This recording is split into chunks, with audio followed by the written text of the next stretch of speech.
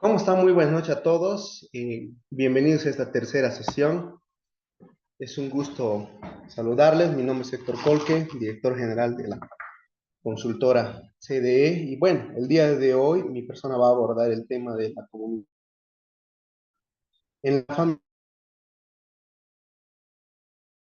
que podamos ir participando, ¿no? Para hacer esto, hacer algo más fluido y interactivo. Vamos a ver, aquí hay un micrófono, creo. Ya está. Bien, empecemos entonces. Muy bien. Es un gusto tenerse en esta tercera sesión de ya las más o menos las dos sesiones que hemos tenido previas, eh, ¿no? Y un tema muy importante es el tema de la comunicación en la familia, ¿no? El tema de la comunicación en la familia es un pilar fundamental, ya que existen bastantes inconvenientes en comunicarnos de forma efectiva. Definitivamente esto es mucha práctica y a lo largo del tiempo, en especial cuando nos casamos, cuando empezamos, bueno, los que estamos en caso, cuando tenemos pareja, empiezan los conflictos porque tenemos una comunicación y una forma de entender muy diferente, ¿no? Muy, en muchos casos que incluso, eh, o sea, hablamos idiomas totalmente distintos,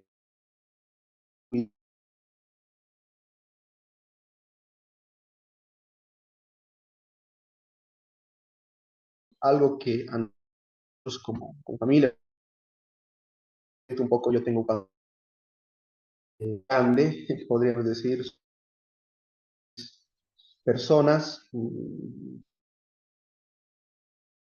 van a ser 18 años, y tengo cuatro hijos. Y bueno, hasta los, hasta los más, hasta los mayores, ¿no? Para que tengan una idea, por ejemplo, mis hijos más pequeños tienen 9, 8, 10 años y 16, ¿no? Entonces, bueno, es una complejidad realmente que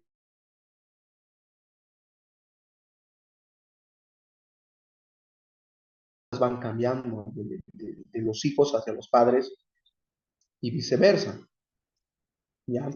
Entonces hemos tratado de establecer y estandarizar algunos parámetros de convivencia, ¿ya? Tenemos como unos 14 principios aproximadamente, pero aquí en la diapositiva las tengo 11 que considero que son las más relevantes y que nos han ayudado a mejorar nuestra comunicación y nuestra interacción a partir de practicarlos, ¿no? Porque la idea es practicar. Uno de ellos, por ejemplo, es este principio que dice primero el éxito en casa. O sea, ¿por qué este es el primero? Porque lo que queremos poner como prioridad es la familia, ante todo. Es decir, pueden haber incluso adversidades económicas, pueden haber incluso adversidades de todo tipo, pero al decir primero el éxito en casa, estamos diciendo primero es la familia ante cualquier circunstancia o cualquier situación. Entonces, creemos nosotros como familia que este es el pilar fundamental para hacer una familia, ¿no? Porque si no le damos la prioridad, entonces, y todos en el mismo grado, resulta difícil construir una familia. Entonces, a mí me satisface mucho porque siempre que pregunto a mis hijos, oye, ¿qué es lo más importante para ti? Para mí lo más importante es la familia. Todos me responden lo mismo. Ya se nos ha quedado en el subconsciente y lo vivimos y eso hace que hagamos actividades que van en pro justamente, inconscientemente incluso, viendo nuestros principios, que vayamos en pro de la familia ante todo, ¿no? Segundo, algo que es muy importante, que es el no ser deshonestos, ¿no? Tanto con nosotros como en la familia. Ahora, esto es algo complicado, ¿no? Porque realmente, o sea, pisando tierra, hay muchos aspectos que muchas veces vienen eh, por el lado incluso del miedo, en que a veces mentimos hasta por miedo, ¿no? Sin embargo, el ser honestos nos genera una relación de sinceridad y confianza que al final, si algún momento podemos incurrir en la mentira o podemos incurrir varias veces en la mentira, al final el destapar y ser íntegros y honestos con las situaciones que nos ocurren, termina siendo una fortaleza para la familia. Y eso es algo que le hemos podido comprobar igual en familia. Muchas veces hemos tenido situaciones muy difíciles que afrontar, que inicialmente se han contado a medias o así por miedo, pero que una vez que se han abierto, las hemos aceptado y las hemos abordado como familia, ¿no? Entonces, este principio nos ayuda a eso, a fortalecer la confianza entre nosotros y para que nosotros podamos confiar en nosotros mismos y en nuestra familia, ¿no? Desde los papás hasta los hijos. Siempre es importante que haya plena transparencia de todo, absolutamente lo que nos pasa. Y mucho mejor si antes incluso de casarnos, si aún no están casados muchos de ustedes, abordar estas situaciones con plena honestidad nos van a ayudar a tener una aceptación de nuestra pareja, ¿no? El tercer punto, el tercer principio es tus palabras y acciones afectan a los demás, no las uses para dañar, ¿no? Y esto lo vamos a abordar un poquito más adelante con otra diapositiva donde habla específicamente de eso, ¿no? Pero vamos haciendo un preámbulo, ¿no? Las palabras y las acciones realmente tienen un poder muy grande. Por tanto, debemos ser muy cuidadosos con lo que vamos a decir, porque podemos dañar mucho o podemos construir una vida también a partir de las palabras, ¿no? El cuarto principio que consideramos que es importante es pedir consejo y estar abierto a escuchar, pero tomar tus propias decisiones, ¿ya? Por ejemplo, en casa, cada uno tiene su forma de pensar. En mi caso muy particular, yo no obligo a mis hijos a que practiquen una religión específica. Se las, digamos, podríamos decir, los bautizamos con nuestra religión, hacen hasta su primera comunión, pero después ellos pueden decidir practicar la religión que gusten. Si bien nosotros tenemos creencias y demás, pero desde muy chiquitos debemos de respetar lo que ellos creen, ¿no? Al final nosotros les damos consejos, hacemos el papel de guías, pero no tomamos muchas decisiones como la que pongo el tema religioso ahora, por su cuenta, ¿no? O sea, no es algo que tomamos por su cuenta, sino lo invitamos a que analice, a que evalúe y a que vean ellos cuál es la creencia que los pueda definir mejor, sin imponerle algo, ¿no? Tenemos mucha apertura en ese sentido, por ejemplo. ¿Ya? Entonces, ese principio va en el sentido de que muchas veces, en especial los jóvenes, ya muchos de ellos, por miedo o por diferentes factores, no dicen o no quieren decir lo que creen o piensan o pedir un consejo cuando están atravesando una situación peligrosa o difícil, podríamos decirlo así, ya, o complicada, a la que ellos no le pueden dar una solución. Y eso es porque no hemos generado un ambiente de confianza, ¿no? Entonces, nosotros siempre invitamos a nuestros hijos a que tengan la apertura con nosotros, que si bien somos sus padres, también voy a decir algo muy polémico, pero también podemos ser en cierta manera sus amigos, porque esto da la posibilidad de que nos podamos comunicar abiertamente, obviamente no sobrepasando los límites del respeto, ¿no? Pero al final ellos también son los que toman sus propias decisiones en casi la mayoría de los casos, ¿no? 5, punto número 5. Este otro principio es muy importante igual. Desarrolla una habilidad nueva cada año, ¿no? Entonces, por ejemplo, de la habilidad nos impulsa a siempre tener un crecimiento personal o en cualquier otro ámbito. La idea es crecer todos. Y cada año vamos evaluando qué habilidad nueva hemos adquirido. Por ejemplo, no sé, aprender a hablar un idioma nuevo, podría ser aprender a tocar guitarra, a dibujar, el arte, no sé, ¿no? Cualquier tipo de habilidad. Yo personalmente, por ejemplo, a mi hijo, tengo un hijo ya de 16 años y a este mi hijo todas las vacaciones, en vez de tenerlo, digamos, en casa nada más, medio tiempo, hablo con algunos amigos que tienen sus negocios, digamos, igual, temas de marketing, de lo que haya, y voy y le envío a mi hijo para que haga el trabajo sin necesidad de que perciba una remuneración. ¿Para qué? Simplemente para que adquiera habilidad, ¿no? Alguna habilidad. Y a veces, muchas veces me han dicho, pucha, o sea, ¿cómo le vas a llevar gratis a tu hijo a trabajar? Pero el mundo real, ya muchas veces requiere personas que tengan habilidades de todo tipo, ¿no? De todo tipo. Y esas habilidades a veces no se va a construir, pues nadie te va a pagar si tú no tienes ya de entrada una habilidad, ¿no? Eso se va construyendo. Y a medida que vas adoptando la habilidad y vas haciendo un aporte en alguna empresa más, por ejemplo, o en algún lugar más, pues ya se va concretando un valor, por ejemplo, al trabajo que tú haces, ¿no? Entonces yo incentivo mucho eso, por ejemplo, ya en mi hijo de 16, desde el año pasado, desde sus 15 ya lo he hecho, obviamente con mi autorización, y personas que lo pueden guiar, sé que lo pueden guiar en ese ámbito mucho mejor a mi hijo, ¿no? Y al final él mismo va descubriendo qué le gusta, qué no le gusta, cómo es la interacción con los compañeros, va viendo un poquito de la realidad ya, de cómo se maneja, de muchas veces que nosotros hemos salido de la universidad, hemos entrado a nuestro primer trabajo de repente y estamos perdidos, ¿no? Entonces es importante generar esas habilidades, por eso lo hemos puesto como un principio en nuestra familia, ¿no? 6, no participar cuando esté juzgando a alguien, ¿no? Entonces yo siempre promuevo lo siguiente. Muchas veces empiezan a hablar de compañeros o de cualquier otro contexto, pero sin que ellos estén presentes, a nosotros no, por lo menos desde nuestros principios, no nos parece justo.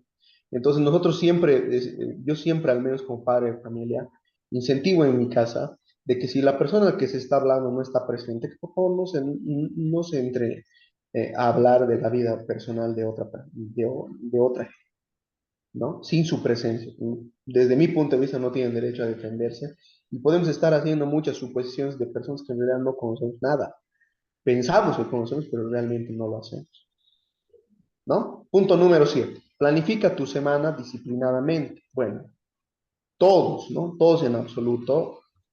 Es muy complicado a veces, en especial con niños. Obviamente requieren el apoyo de los adultos, en ese caso.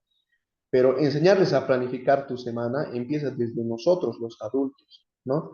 Que vean que nosotros nos programamos las cosas y tenemos ya una agenda para nuestra semana. De esa forma nuestros hijos aprenden el orden, la organización, ¿no? Y eso es algo muy importante porque a partir del orden y la organización se van creando la disciplina conjuntamente con otras cosas, ¿no? Punto número 8, mantén una actitud positiva y conserva el sentido del humor, ¿no? Está probado, muchas veces, a veces hay situaciones muy difíciles que atravesamos en la familia. Obviamente no un chiste de mal gusto, ¿no? Pero a veces algo que fomente siempre esa actitud positiva o algún, no sé, alguna cosa que salga fuera de contexto, pero que no ofenda a nadie, obviamente. El sentido del humor ayuda a que existan escenarios donde podamos tener una vida más llevadera, ¿no? Más llevadera, más armónica. Y de alguna manera a veces romper incluso el hielo cuando se pasan situaciones difíciles. Entonces les invito a que hayan momentos donde fomenten el sentido del humor. Algo muy importante, igual que yo siempre hago, cuando estamos en mesa o vemos que por alguna situación no estamos bien o estamos tristes por algún caso, con la persona en particular que está atravesando alguna situación, yo lo que hago les digo, muy bien, díganle a Fiorella, digamos, a mi hija, por poner un ejemplo, díganle a Fiorella cuáles son las dos cosas más positivas que resaltan de ella, ¿no? Las cosas más,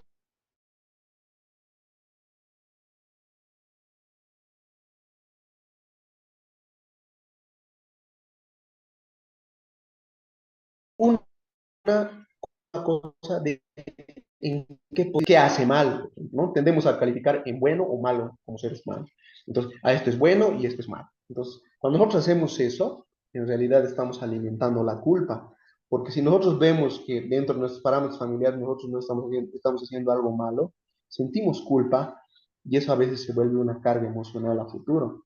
Entonces, ahí viene el poder de comunicarse de una manera asertiva y que aporte, porque nuestras palabras tienen poder, ¿de acuerdo? Entonces, mantener una actitud positiva, por ejemplo, el hecho de que las personas te vayan diciendo las cosas buenas que ven en ti, hace que uno, de alguna manera, recuerde que tiene cosas positivas también, ¿no? Y en vez de mostrarle las situaciones que como un fracaso, entonces podemos cambiar la perspectiva diciendo, puedes mejorar en esto, ¿no es cierto? Entonces eso es algo muy importante igual.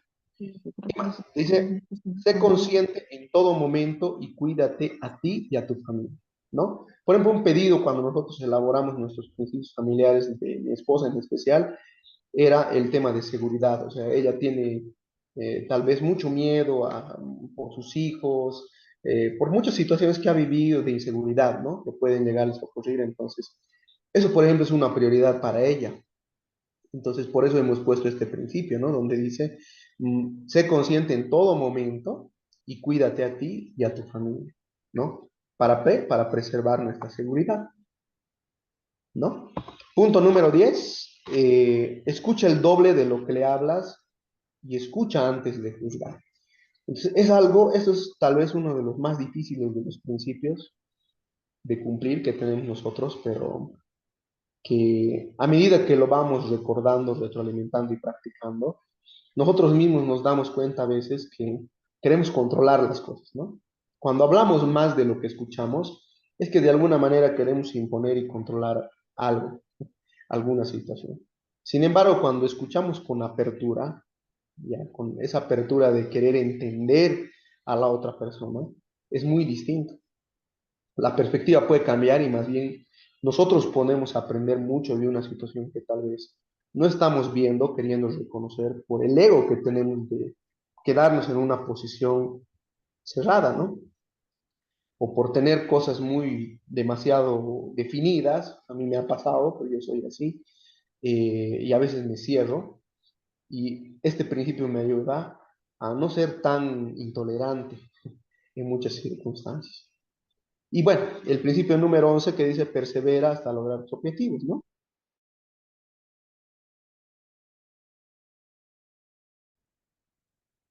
¿No? En el sentido de y hacernos cosas en función a objetivos y a cumplir metas que No nos sé, ayuden a qué crecer porcentaje profesional, personalmente, a lo que sobre nos toca. las líneas. Bien, no sé si tienen alguna duda, algo que quisieran comentar de esto que... Y yo quiero contar la clase. A ver, simplemente hemos propuesto principios, o sea, no son una ley, ¿no? Simplemente son la forma en la que nos conducimos con, en este caso, con nuestra familia y de alguna manera lo que de alguna forma va estableciendo el camino que queremos seguir como familia y los límites.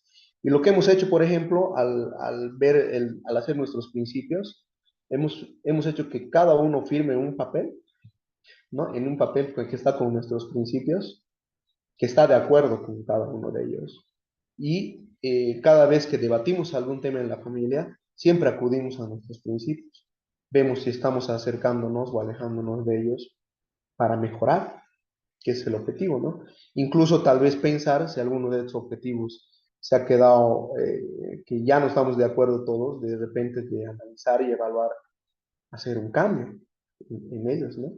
De repente nos estamos limitando mucho en alguna cosa, que también sucede, ¿de acuerdo? Entonces, un poco de nuestros principios. No sé si tienen alguna duda, algo que quisieran consultar. Con todo gusto y apertura pueden hacer.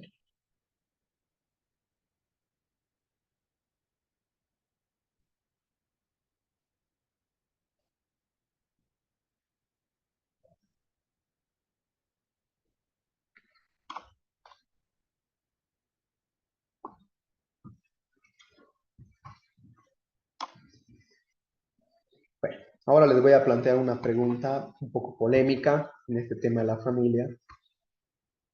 Y la pregunta es, o sea, ¿ustedes creen que pueden ser amigos de sus hijos o no? ¿Qué piensan ustedes?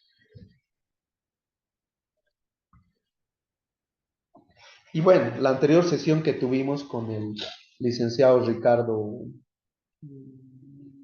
Ceballos abordaba el tema de que no debería ser así, ¿no?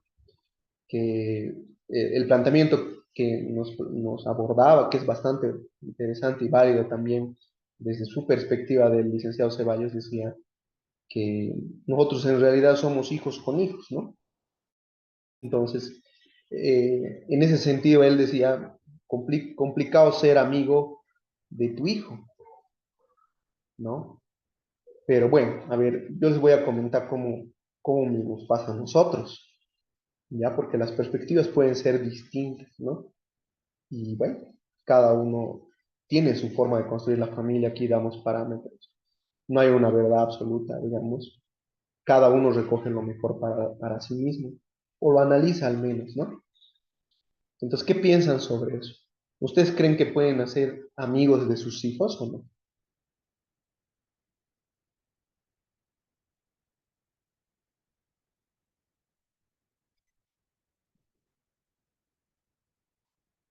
A ver, quisiera que opinemos.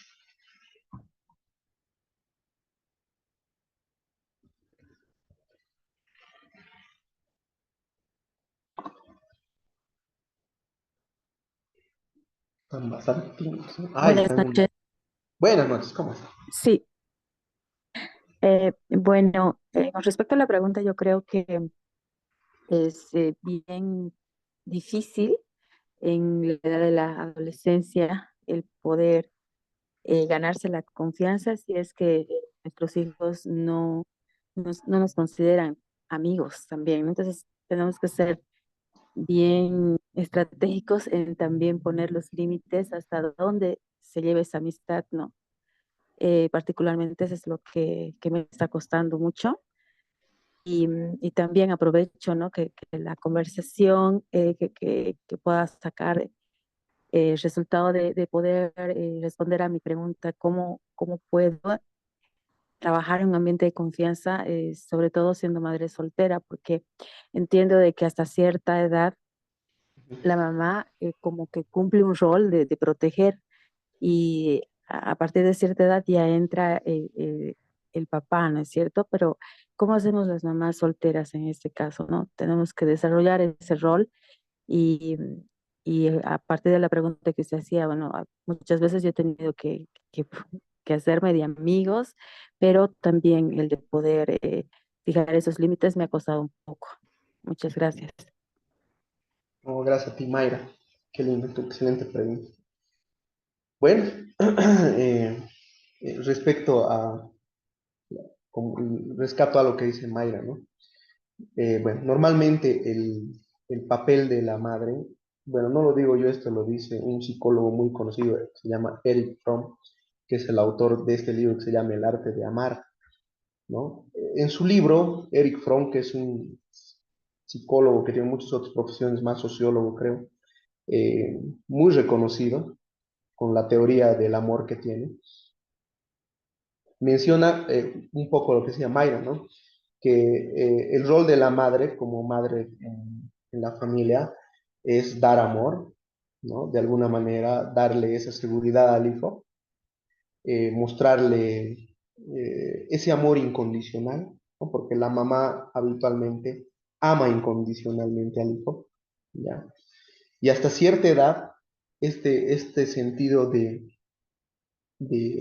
darle amor, protección y demás, el hijo lo va asimilando, que dice Eric Fromm, y más o menos entre los 10 9 10 años, empieza a mostrar señales de reciprocidad de ese amor, es decir, empieza a hacerle cartitas y demás a la mamá, ¿no?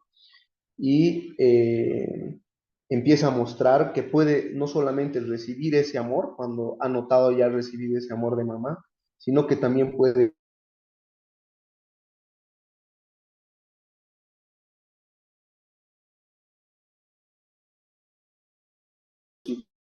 ¿no? En la cual ganan esa seguridad y ese sentido de abundancia incluso, y son personas que pueden llegar a tener sueños muy grandes y no ponerse hasta límites, digamos, en cuanto a la capacidad de crear, porque esa es la magia del amor que brinda una madre, simplemente, ¿no? Pero ya te dice Eric Fromm, a partir más o menos de los 12 13 14 años, lo más difícil para el lado de las mamás es dejar un poco al hijo, ya no sobreprotegerlo, porque esa menciona un poco la tendencia que dice Eric Fromm, de las mujeres es un poco a controlar demasiado y a sobreproteger, ¿ya? Y en muchos casos incluso se los hace menos a los padres a veces, digamos, en el hecho de que tal vez como aman demasiado a los hijos, empiezan a como que, no sé, querérselo tener ahí al hijo, ¿no? En su, ¿cómo les puedo decir? Como en su nido y lo sobreprotegen. Cuando, más bien dice Eric Fromm, a partir de los 12 13 años para adelante, el rol del papá juega un rol muy importante, porque el papá empieza a mostrarle también al hijo un poco lo que es el aprendizaje de la vida, ¿no? En el sentido de que, por ejemplo, la vida o el sistema, pongámoslo así, no solamente es amor incondicional, sino también es amor condicional. ¿Qué hace el papá? Antes igual se hacía eso, incluso tradicionalmente, o hasta inconscientemente podríamos decir, ¿no? Por ejemplo, el papá que va a dejar la herencia a un hijo, deja a la herencia al hijo que cumple más con los parámetros del papá, ¿ya? Por tendencia, porque es en el que más confía y demás. Entonces el papá empieza a mostrarle el amor condicional, que es el que funciona en el sistema. Es decir, tú haces esto, o sea, yo te doy esto si tú haces esto. Y eso también es parte de la vida, ¿no? Porque, por ejemplo, recibir un salario, yo no recibo un salario si no trabajo, ¿no? Entonces, el dar y recibir en otro contexto lo empieza a mostrar el papá y el cómo debe funcionar y operar y defenderse en la vida y en el sistema, ¿no? Y ahí es donde es Eric Fromm, debería hacerse un lado la mamá, si bien acompañar con amor, todo, pero ya dejar que el papá juegue su rol. Ahora, ¿qué pasa si, como en el caso de Mayra, es una madre soltera? ¿Ya? Bueno, también todos nosotros, todos los seres humanos, tenemos un lado femenino y un lado masculino, como la noche y el día, como el sol y la luna. Todos, si se dan cuenta, tiene dos caras de la moneda, ¿no? Asimismo, nosotros tenemos un lado femenino y un lado masculino, aunque pueda sonar raro. Simplemente que desarrollamos más el que naturalmente hemos ejercido, en el caso del femenino, ¿no? Entonces, cuando se carece de este conocimiento del qué debería ser, de qué es lo que le aporta el papá para que se trate de generar una mejor estabilidad en un hijo. Entonces, en este caso, la mamá soltera, de alguna manera, tiene que asumir también y prepararse para asumir el rol masculino, ¿no? Y eso consiste en una serie de preparación porque hay cosas muy específicas que se les debe otorgar a los hijos. Evidentemente, tal vez no va a ser 100% igual como lo haría el papá, ¿no? Pero sí va a compensar de cierta manera y va a hacer que los hijos sean más estables en el pasar del tiempo. Cosas como, por ejemplo, el establecer reglas, el establecer el orden, eh, el hecho de la resiliencia. Ese tipo de cosas son aprendizajes que uno aprende del papá, ¿no? Entonces, eso te podría decir Mayra, me puedes escribir igual y te puedo dar alguna bibliografía que te pueda ayudar a mejorar en ese aspecto que tienes que empezar tal vez a desarrollar para darles esa perspectiva también a tus hijos y puedas mejorar el impacto de ellos en su estabilidad.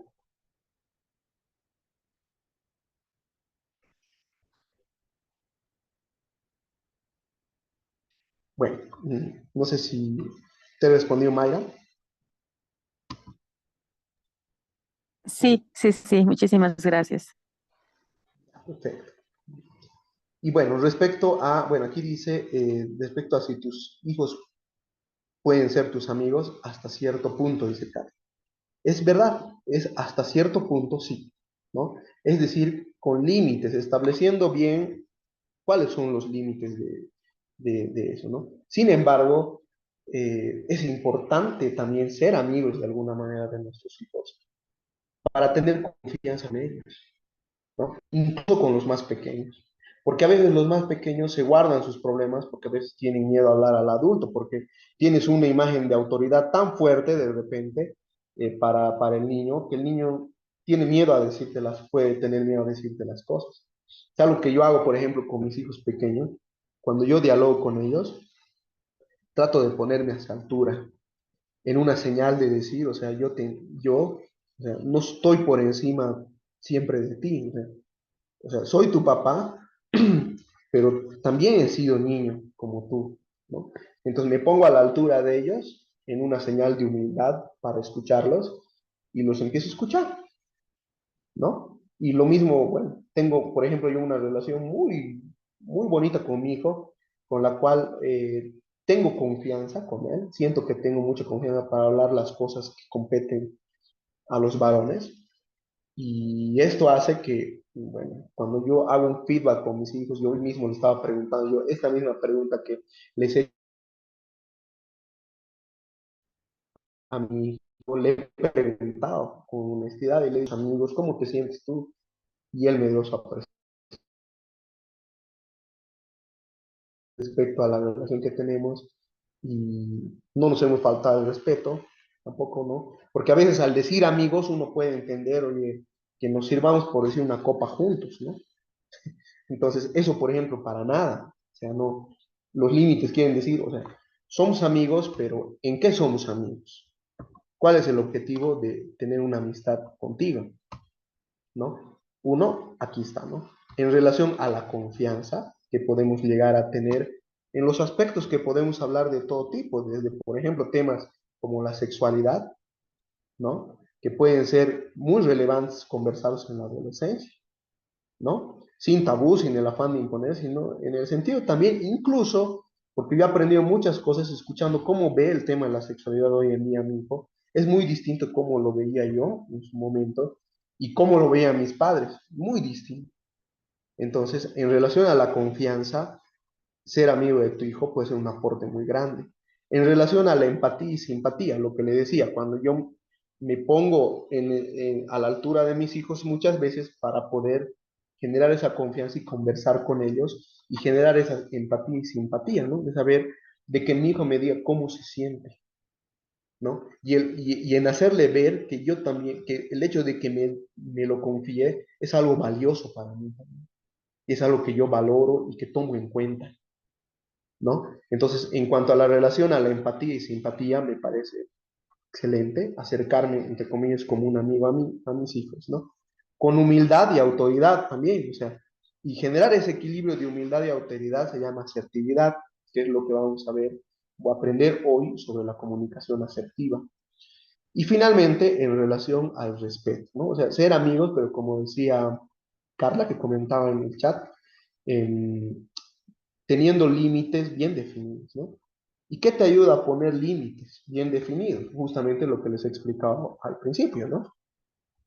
Son nuestros principios familiares, ¿no? Nuestra lista de principios familiares son nuestra guía, son el norte que todos nosotros queremos seguir. Y son lo que de alguna manera van fijando los límites en la relación entre papás e hijos, ¿no? Entonces, cuando a veces hay problemas de, no sé, económicos, por decir, de dinero, que ha pasado esto, que no sé qué, muy bien, a ver, ¿qué cosa es prioridad en casa? La familia, muy bien. Entonces, aquí prioridad son las personas. Entonces, vamos a tratar el tema económico, pero poniendo como prioridad siempre a nosotros mismos nuestra integridad como personas, porque no somos objetos, no somos números, somos personas ante todo, y nos vamos a tratar como personas y vamos a solucionar nuestros problemas en ese marco. ¿Se dan cuenta? Entonces ya va marcando esto. Entonces, yo siempre que converso con mis hijos o hay algún problema, muy bien, ya ha habido un tema, digamos, de que alguien no ha sido 100% honesto, entonces yo les digo, muy bien, a ver, ¿qué dicen nuestros principios familiares? Está pegado en nuestro refrigerador, en nuestros dos refrigeradores y tienen una copia cada uno, ¿no? Entonces, ¿qué dicen nuestro segundo principio? No ser deshonestos.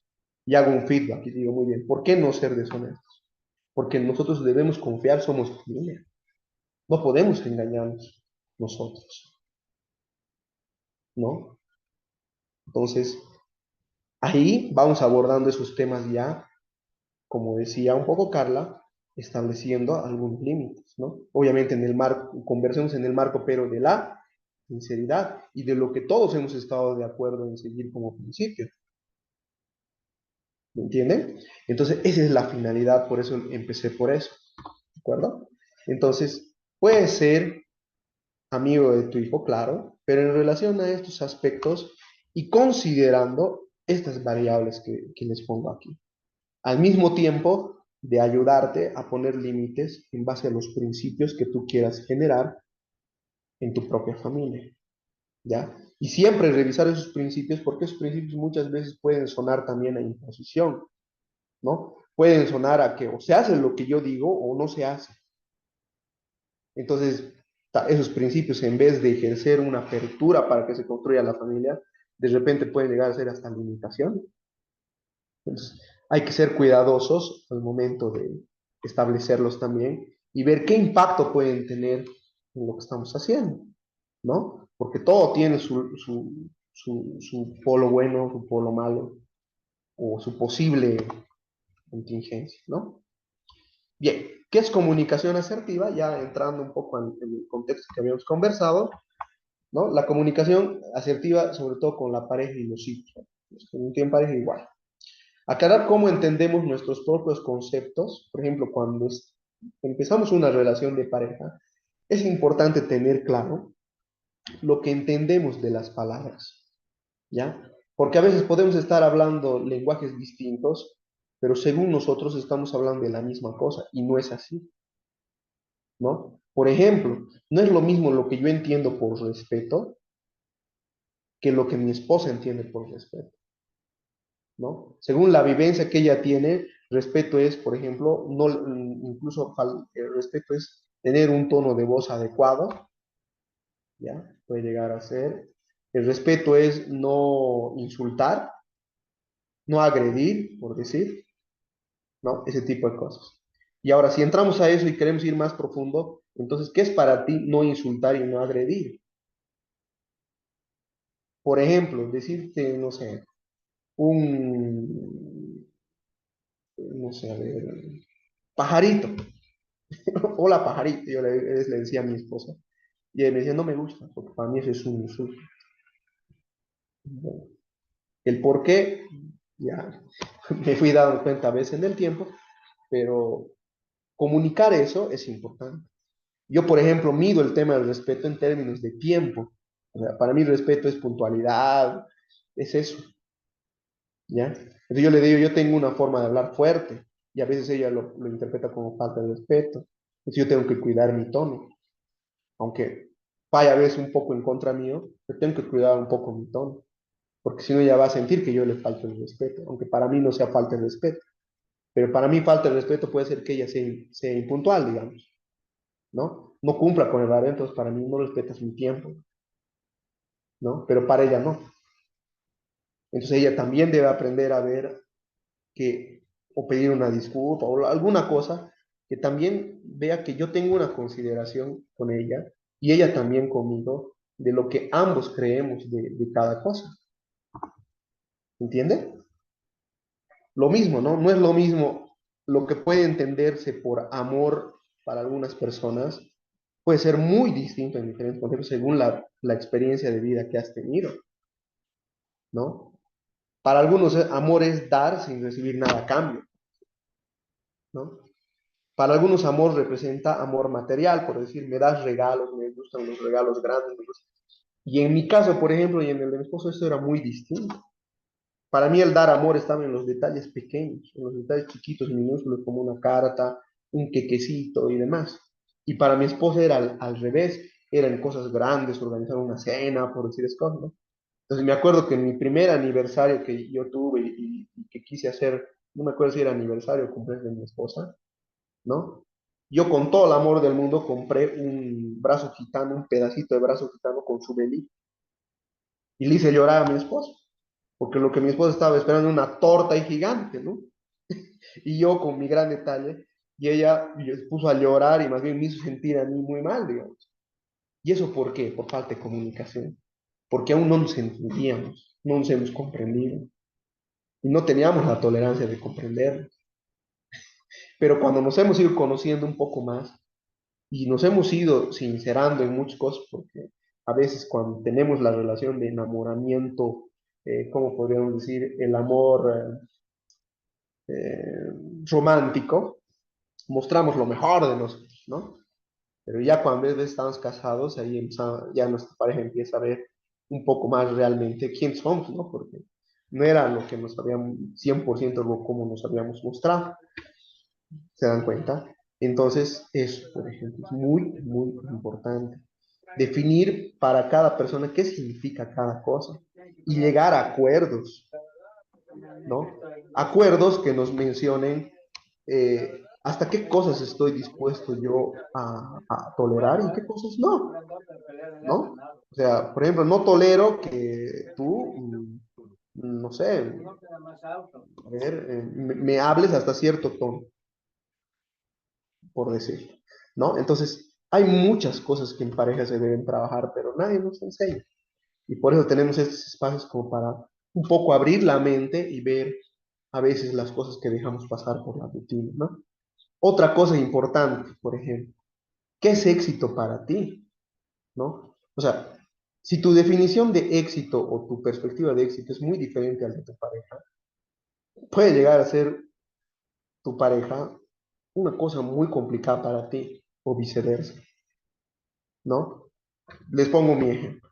Éxito, por ejemplo, para mí es, no sé, tener una estabilidad familiar, ¿ya? Tener una estabilidad familiar y una estabilidad económica que me permita compartir tiempo con mis seres queridos, ¿ya? Compartir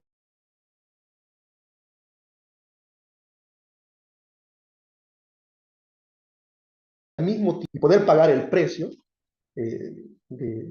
o comprar el tiempo, hablando económicamente, para tener esa libertad de yo estar cómodo como a mí me gusta y estar tranquilo, leyendo mis libros, estando en mi casa, porque me gusta mucho la casa, el hogar y así, ¿no? O sea, esa es mi definición de éxito, ¿sí?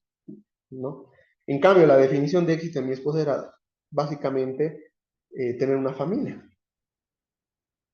¿no? Yo quiero tener una familia estable. Entonces, ella ya al tener una familia y tenerla estable, ella ya es exitosa, ¿no? Pero lo mío tal vez implica hacer un recorrido en el cual yo tenga también, busco la estabilidad familiar, pero también la económica, donde yo también me doy tiempo a mí mismo y me doy mi espacio y yo quiero esto también para mí, ¿no? Entonces, el entender eso también es muy importante, porque a veces vamos a lugares muy distintos. Y a veces conciliar, negociar esos lugares a los que queremos llegar, no son conciliables. ¿Me entienden? Y eso, pues, no lo, o sea, eso lo empezamos a ver o a analizar, si es que lo analizamos, cuando estamos dentro, a veces, un matrimonio recién, o cuando estamos en una relación de pareja, porque son cosas que no nos ponemos a conversar con claridad y sinceridad, ¿no? Y finalmente, ¿qué es familia para ti también, ¿no? Porque ahora el concepto de familia ha cambiado. Me han Hola. invitado a una...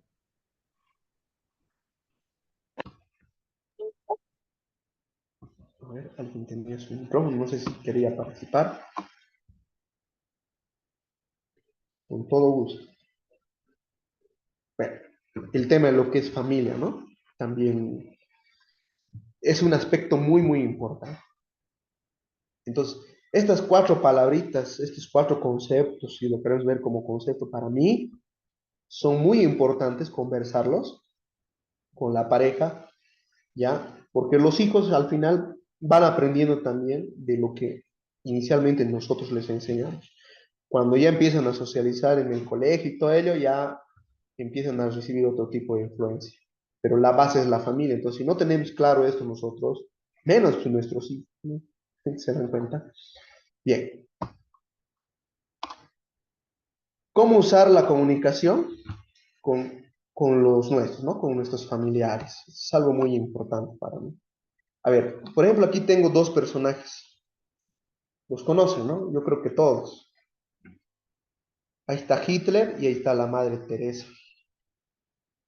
A ver, yo les hago una pregunta. ¿Ustedes creen que Hitler y la Madre Teresa algún momento podrían haber compartido un proyecto juntos? O sea, ¿los ven haciendo un proyecto común a estos dos personajes o no? Pueden escribir en el chat también su criterio o prender el micrófono con todo gusto. ¿Qué dicen? ¿Los ven a los dos en el mismo equipo y haciendo algún proyecto juntos?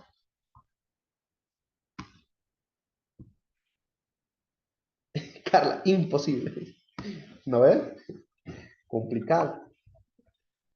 ¿Qué dice el resto?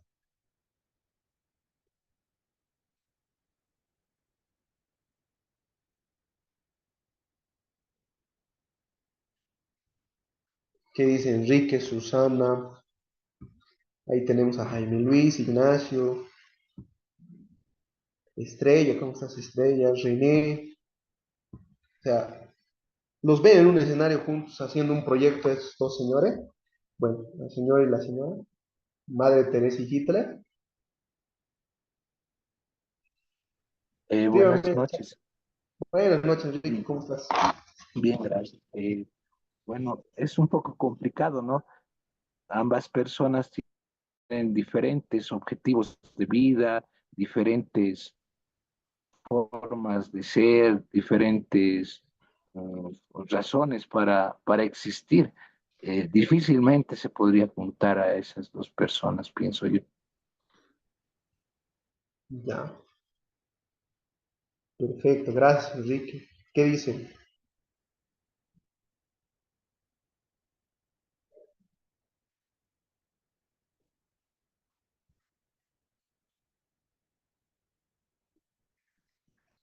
Bueno, a ver, están un poco tímidos.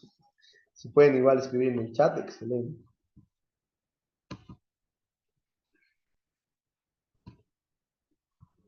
Bueno, las dos opiniones que han dicho dicen imposible. ¿Ya? Sin embargo, a ver, vamos a analizar algo. ¿Qué virtudes ven que tiene Hitler? ¿Y qué virtudes ven Dije, que tiene la Madre Teresa? O sea, ¿sí? a ver, una virtud que le encuentran a Hitler o a la Madre Teresa.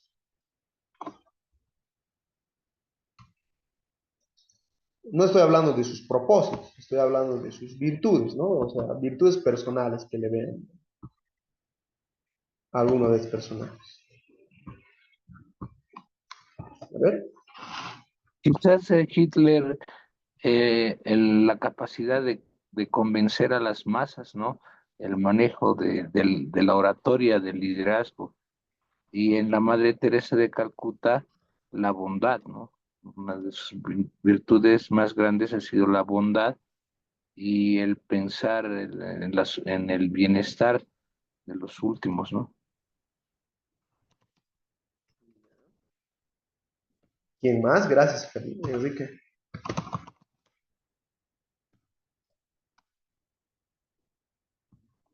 ¿Qué virtud más pueden ver en Hitler, en la Madre Teresa?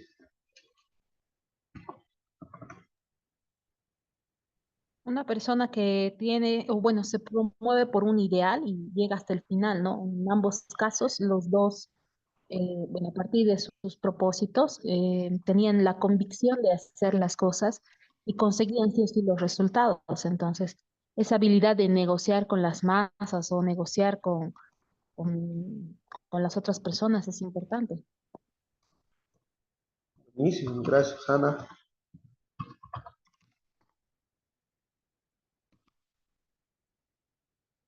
¿Quién más?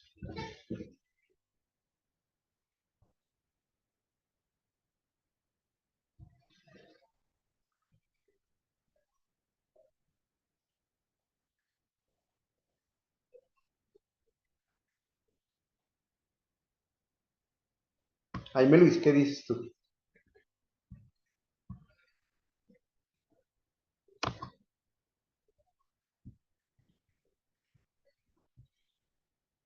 Carla, igual. ¿Qué virtud ves en estos personajes?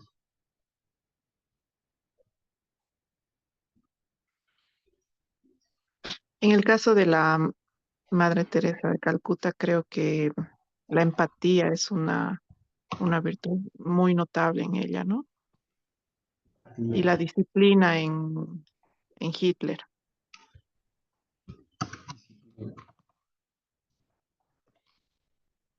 Excelente. Muy buenos aportes, ¿eh? Bien, entonces en ese sentido, ¿ustedes creen que de las virtudes que tienen estas dos personas, las personas necesitamos esas virtudes de ambos?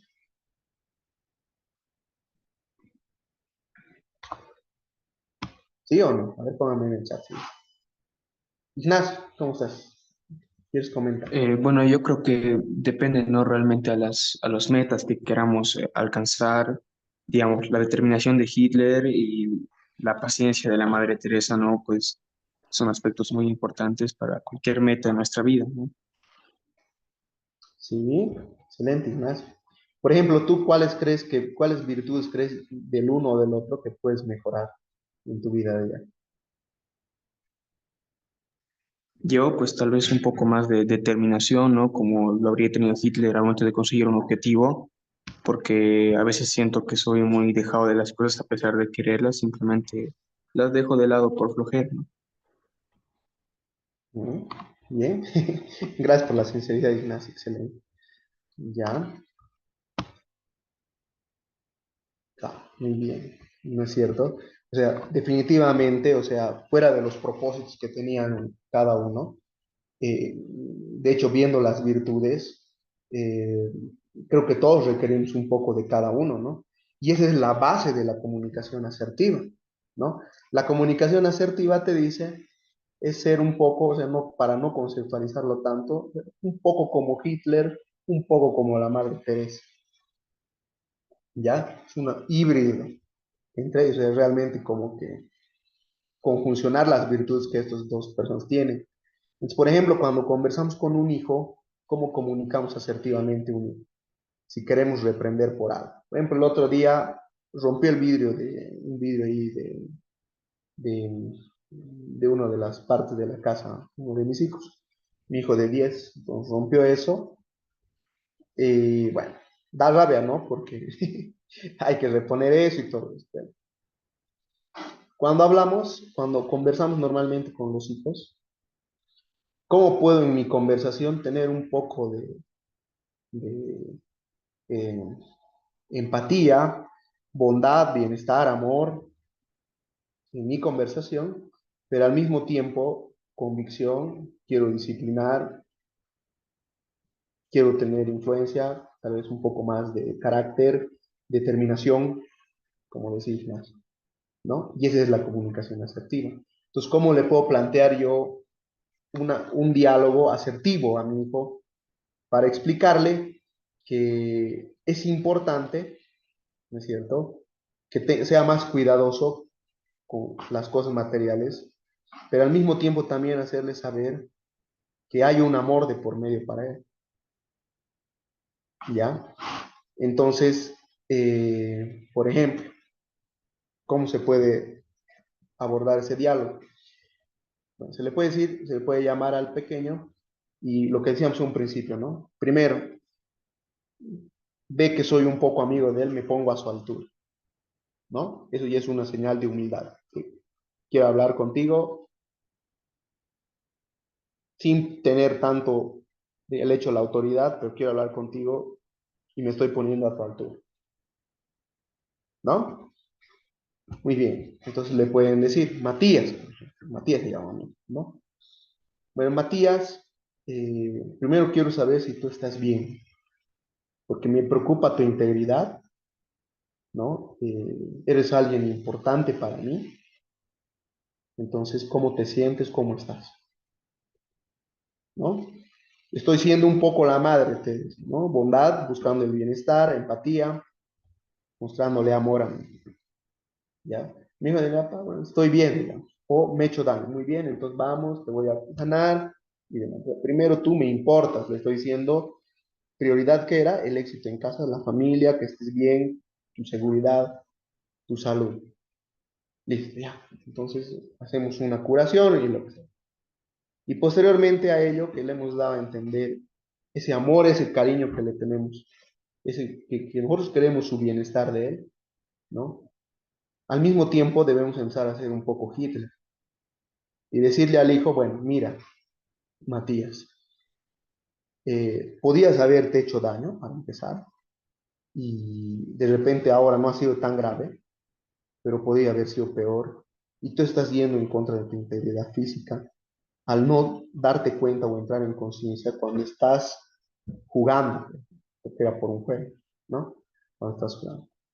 Entonces te voy a pedir que por tu propia seguridad primero, ¿ya? Cuando estés jugando en esto, te alejes de estas cosas. No quiero volver a verte cerca de jugar a ventanas o vidrios, ¿no? No quiero volver a ver eso, porque tú te puedes dañar y además tenemos que reponer estas cosas que al final son cosas materiales, pero igual tienen un valor, ¿no? Tu vida tiene un valor incalculable, pero también tiene un valor, aunque insignificante, pero tiene un valor estas cosas. Entonces te voy a pedir que tengas mucho cuidado al hacer esto, ¿ya? Y la próxima vez que hagas eso voy a tener que castigar, a pesar de que yo te quiero mucho, te aprecio mucho, pero cuidando tu misma integridad y por tu mismo bienestar, te voy a tener que castigar para que tú puedas recordar que esto no está bien.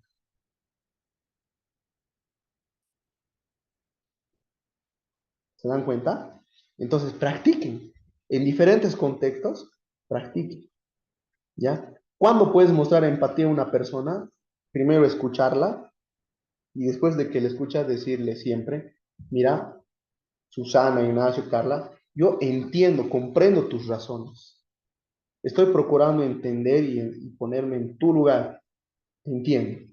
Pero las reglas en la casa son estas. Y yo como papá, como mamá, nosotros ponemos las reglas en la casa. Y por favor, tienes que respetarlas. Y mejor si está establecido en nuestros principios, porque te acuerdas cuando hemos hecho nuestros principios, hemos hecho un compromiso de cumplirlos. Entonces te voy a pedir que respetes nuestros principios y nuestros compromisos, porque tú has estado de acuerdo al firmar eso. Entonces no hay retractación en ese sentido. Entonces, si bien yo te entiendo, te comprendo y te quiero mucho, pero las reglas son estas y hay que cumplirlas. ¿Estamos de acuerdo o no? ¿No? ¿Se dan cuenta? Entonces, eso es la comunicación asertiva. Mientras más asertivamente y mejor aprendamos a manejar esta comunicación, nos va a servir en la familia, en el trabajo, en todo contexto, porque esta es la base de una comunicación que es equilibrada y al menos va a tratar de cuidar los puntos más relevantes que podamos ver. Uy, ya está, nos hemos pasado la hora, mil disculpas. Bien, vamos a seguir ya la última parte, un poquito más rapidito, y para cual les voy a pasar un libro, ¿ya?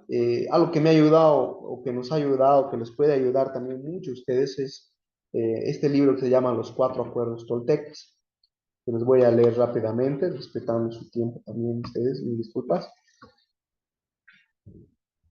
Y bueno, les pido nada más permiso, 5 minutos para terminar este taller con estos aspectos que también me parecen importantes. Estos cuatro acuerdos toltecas bueno, vienen de un libro de doctor Miguel Ruiz, un mexicano, un escritor mexicano, que nos plantea esta forma de ir mejorando y analizando, evaluando, pasando por la vida de una buena manera, ¿no? El primer acuerdo te dice, sé impecable con tu palabra, ¿no? Entonces dice ahí, si plantamos un miedo o una duda en nuestra mente, creará una serie de interminables acontecimientos. Todo ser humano es un mago. Por medio de las palabras puede hechizar a alguien o liberarlo de un hechizo. O sea, esto hace referencia a que nuestras palabras tienen un poder y que debemos aprender a cuidar nuestras palabras. ¿Y cómo vamos a cuidar nuestras palabras? Haciéndonos cargos y responsables de nuestras propias vidas, haciendo un trabajo personal en nosotros mismos, porque al final las palabras son el resultado de nuestras creencias y de las semillas que hemos plantado en nuestra mente desde que somos muy jóvenes, ¿no? ¿Qué es la impecabilidad? Para que se entienda un poco más esto del primer acuerdo de ser impecable con tu palabra. Significa ser impecable. Ser impecable es no ir en contra de ti mismo. Cuando eres impecable, asumes la responsabilidad de tus actos, pero sin juzgarte ni culparte. El mayor pecado que cometes es rechazarte a ti mismo. Ser impecable con tus palabras significa utilizar tu energía correctamente en la dirección de la verdad y del amor por ti mismo,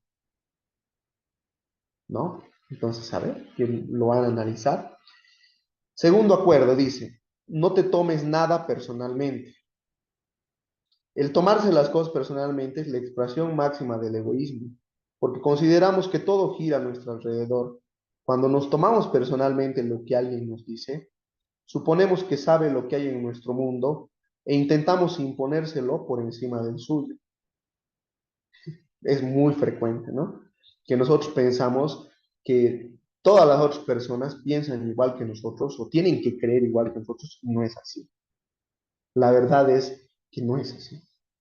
No nos conocen nada, no tienen ni idea de lo que estamos hablando a veces, ¿ya? Entonces, tomarse las cosas personalmente es una forma de autosabotearte. Los demás tienen sus propias opiniones según su sistema de creencias, de modo que nada de lo que piensen de mí estará realmente relacionado conmigo, sino con ellos. Claro, porque ese es tu mundo, eso es lo que tú crees, pero no necesariamente lo que las personas creen de la misma situación, ¿no? El tercer acuerdo te dice no hagas suposiciones, ¿no? Suponemos que los demás piensan, sienten, juzgan y maltratan como nosotros lo hacemos, ¿ya? El amor verdadero es aceptar a los demás tal como son sin tratar de cambiarlos.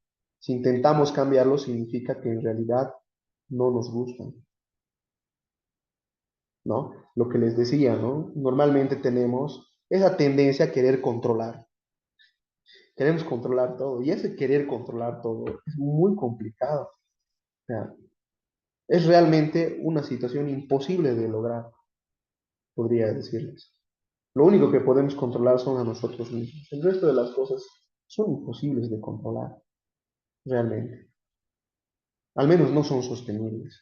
Entonces, ¿para qué crearnos una carga en vano tratando de querer controlar lo que no podemos controlar? O somos guías o venimos a aprender. El día que dejes de hacer suposiciones, dice, te comunicarás con habilidad y claridad, libre de veneno emocional. Cuando yo no haga suposiciones, tus palabras se volverán impecables, ¿no? Entonces tiene relación con el segundo acuerdo también. Y el último acuerdo que dice, da lo máximo que puedas. Este acuerdo permite que los otros tres se conviertan en hábitos profundamente arraigados. Bajo cualquier circunstancia y siempre, haz siempre lo máximo que puedas, ni más ni menos. Cuando haces lo máximo que puedes, aprendes a aceptarte a ti mismo, pero tienes que ser consciente y aprender de tus errores. Eso significa practicar, comprobar los resultados con honestidad y continuar practicando. Di que no cuando quieras decir que no y di que sí cuando quieras decir que sí. Tienes derecho a ser tú mismo. Bueno, estos cuatro acuerdos creo que resumen todo lo que hemos tratado de conversar, en el sentido de que meditarlos puede ser algo muy importante y te puede ayudar a cambiar tal vez alguna perspectiva que te está haciendo daño, ¿no? A mí me ha ayudado mucho, se los voy a compartir el libro en el grupo y gracias por su valioso tiempo. Nada más no sé si tienen alguna consulta, alguna pregunta y pues con gusto.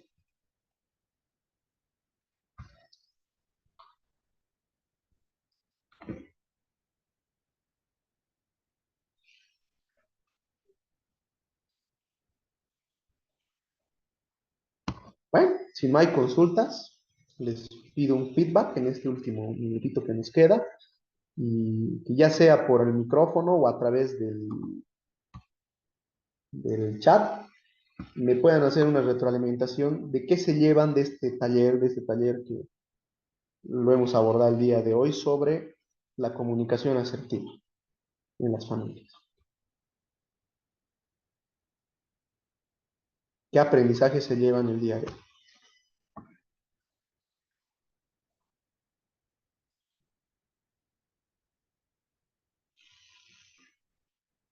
Susana, tal vez.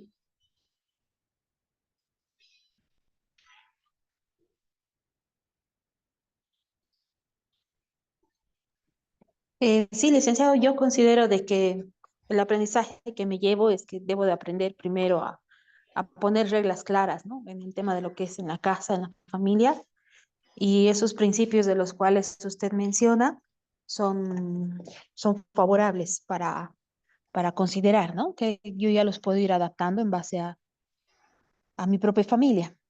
También considero de que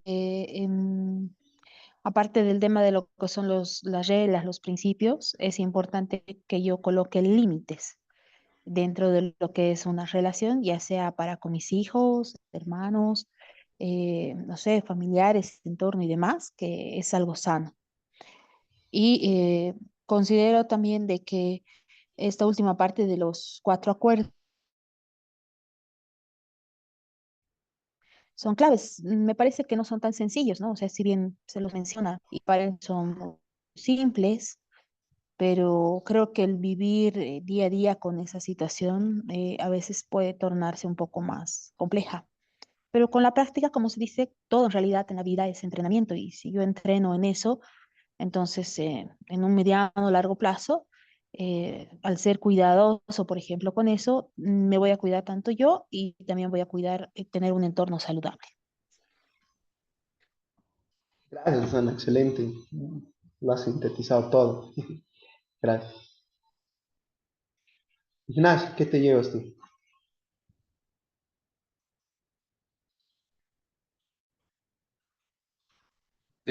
Bueno, yo creo que en general de toda la reunión me llevo que los principios en sí son algo muy importante para nuestras vidas, ¿no? Nuestro equilibrio familiar también, que hay que saber impulsar algunas cosas de nosotros mismos y saber valorar, digamos, a nuestro entorno, nuestros padres y todo lo demás. Buenísimo, súper, Ignacio, gracias. Aquí han escrito en el chat, dice Enrique, me llevo que es importante saber comunicarnos en función al respeto y la norma. Se trata de una manera mal de llevar.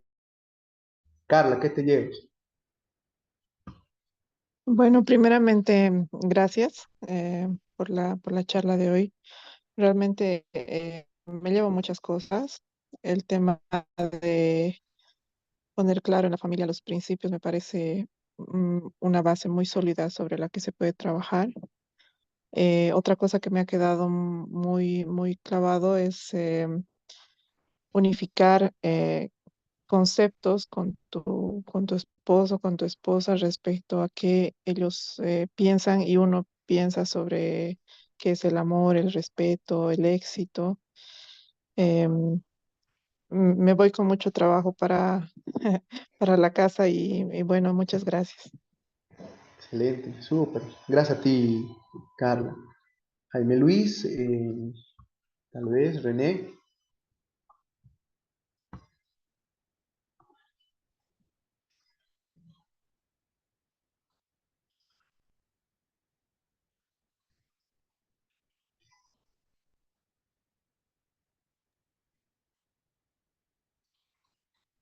Buenas noches. Me llevo ¿Qué que tal, Ángeles?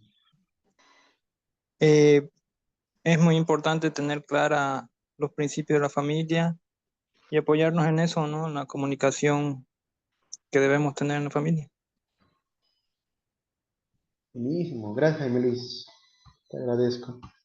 ¿Y quién falta? René, creo, ¿no? Bueno, René creo que ya se sale. Bueno, agradecido igual con todos ustedes y nada más. Buenas noches, los esperamos el día martes. Tenemos la sesión de el autocrecimiento en la familia con el coach Iván Salgueiro y nuestra última sesión va a ser el día sábado con Ignacio Toledo que nos va a estar conversando sobre la inteligencia emocional en la familia.